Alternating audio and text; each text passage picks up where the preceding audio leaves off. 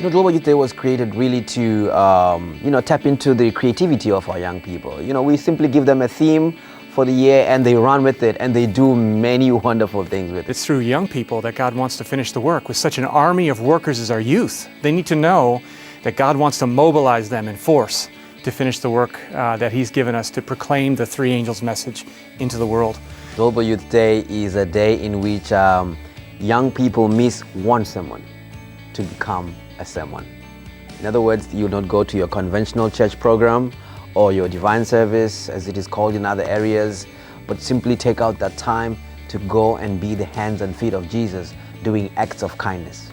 In 2013, the General Conference Youth Ministries Department launched a worldwide movement called Global Youth Day, or GYD. This is a day for young people to go out into the community and serve in a similar way that Christ did.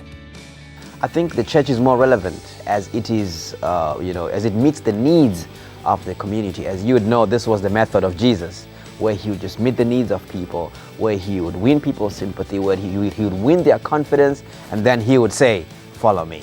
So we have a special thrust in the mission of our church, where we do these acts of kindness, and then we can be very intentional about telling them that it is Jesus who sponsors these acts of kindness. In 2018, the theme was a food and water drive. Adventist youth around the world gave food and water to the homeless, those in need, and others they encountered on the streets.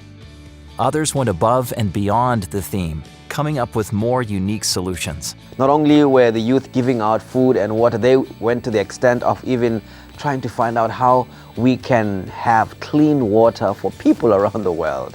So it was, they blew our minds and they went just beyond expectation. We've heard back from our own young people and how excited they are and how it was a life-changing experience for them going out there and ministering to people.